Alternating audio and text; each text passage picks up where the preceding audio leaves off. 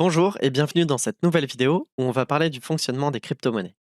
Dans la précédente vidéo, on a vu comment les banques contrôlaient les monnaies et comment les programmes contrôlaient les crypto-monnaies. Aujourd'hui, la question c'est comment on peut faire pour qu'un programme construise une monnaie et la gère correctement. Pour pouvoir répondre à cette question, il faut voir la définition d'une monnaie. Une monnaie est définie par trois critères que je vais vous décrire dans cette vidéo. Le premier critère est l'unité, le deuxième critère est le fait de pouvoir effectuer des transactions, et le dernier critère est celui de la réserve de valeur. On va voir en détail quels sont ces critères et comment y répondre. Pour le premier critère, c'est l'unité standard. Pour les monnaies classiques, l'unité est géographique et historique. C'est par exemple le dollar, l'euro ou la livre. Les monnaies classiques sont aussi divisées en centièmes, ce qu'on appelle les centimes. Pour les crypto-monnaies, comme c'est un programme qui définit toutes les propriétés de la monnaie, l'unité devient internationale et universelle. Et également, les possibilités sont infinies. Il y a par exemple le Bitcoin ou l'Ether qui sont des crypto-monnaies et qui sont les unités de ces crypto-monnaies. On peut également diviser ce Bitcoin en de très nombreuses sous-parties qu'on appelle Satoshi.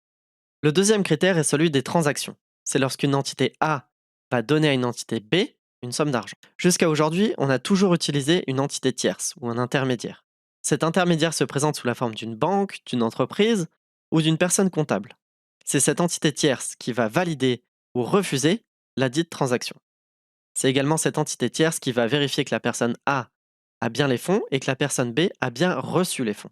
C'est aussi cette entité tierce qui va vérifier que la transaction est bien légale. Dans la vie de tous les jours, l'entité tierce est présente sous plusieurs formes. Lorsqu'on utilise les virements, les chèques ou les paiements électroniques, ce qu'on appelle la monnaie scripturale, ce sont les banques et les services de paiement qui sont cette entité tierce. Lorsqu'on utilise les pièces et les billets, donc la monnaie fiduciaire, l'entité tierce est plus subtile. Dans ce cas-là, c'est la banque centrale qui est l'intermédiaire, car c'est elle qui va certifier l'authenticité de vos pièces et de vos billets.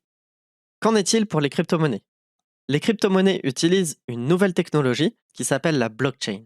Le concept de la blockchain est le suivant. C'est un grand livre public et distribué où toutes les transactions sont enregistrées comme un historique. Ce grand livre est immuable, c'est-à-dire qu'il est impossible de modifier tout ce qui a été écrit dedans. Concrètement, qu'est-ce que c'est une blockchain? C'est tout simplement une chaîne de blocs. Par exemple, ici, on a un premier bloc N à 10 heures. Prenons l'exemple où trois employés ont fait un week-end et ils doivent se rembourser des choses. Donc on a A, B et C qui vont effectuer des transactions entre eux. Ils se remboursent certaines choses à 10 heures. Ensuite vient le bloc suivant, le bloc N plus 1.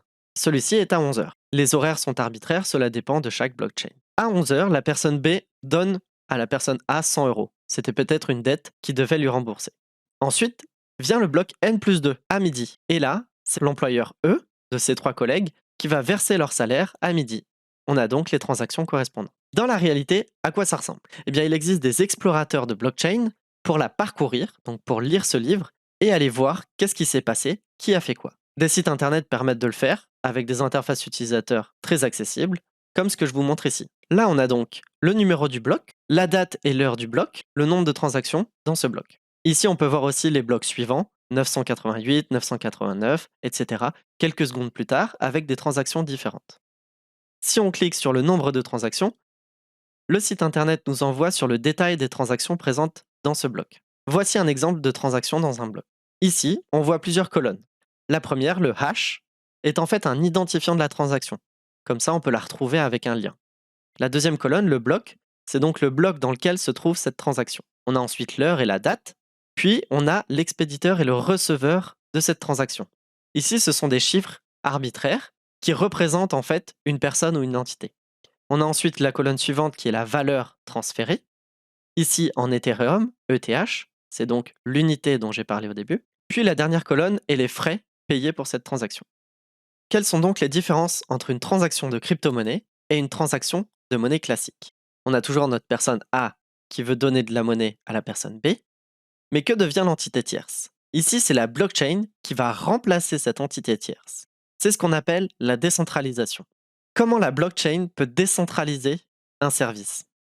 On a dit que la blockchain était un grand livre ouvert et public. Il faut l'imaginer comme un grand cloud public où toutes les données sont enregistrées à de très nombreux endroits répartis sur la Terre. Tout le monde avec une connexion Internet peut y accéder et tout le monde avec une connexion Internet peut y enregistrer des transactions. Bien sûr, il existe des méthodes d'authentification et il n'est pas possible d'aller effectuer des transactions à la place d'autres personnes. Le dernier critère pour qu'une crypto-monnaie soit une monnaie est la réserve de valeur. Qu'est-ce que c'est? Imaginez que vous avez 100 euros. Vous souhaitez que vos 100 euros vous achètent dans un mois, dans 2 mois et l'année prochaine à peu près autant que ce que vous pouvez acheter aujourd'hui. Eh bien, c'est ça la réserve de valeur. C'est de se dire, OK, avec mes jetons, je sais que je pourrais toujours me nourrir avec ce que j'ai aujourd'hui. C'est ce qu'on appelle la réserve de valeur. C'est en fait une histoire de confiance dans le système. Pour les crypto-monnaies, ça dépendra des règles et des propriétés de chaque monnaie, et ça dépendra également du temps qui prouvera ou non la réserve de valeur de cette crypto-monnaie. On a donc un système qui permet de créer une monnaie sans intermédiaire, mais est-ce que celui-ci est sécurisé et fiable? Pour la sécurité, les crypto-monnaies utilisent des algorithmes de cryptographie très avancés et qui permettent d'avoir un historique inviolable et immuable, c'est-à-dire qu'il est impossible d'aller modifier une donnée passée dans la blockchain. Concernant la fiabilité, je prends l'exemple du Bitcoin qui est la première crypto-monnaie et qui a eu quelques heures d'arrêt à ses débuts et sans impact négatif. On parle d'une quinzaine d'heures. Pour comparaison, le service Gmail, lui, a eu 1 heure d'arrêt en décembre 2020. Imaginez par exemple la vente d'un bien immobilier sans la nécessité de passer par un notaire. Si vous voulez savoir comment on peut utiliser un tel système, je vous invite à liker cette vidéo et vous abonner à la chaîne pour pouvoir suivre mon actualité et être prévenu quand la prochaine vidéo sortira sur ce sujet.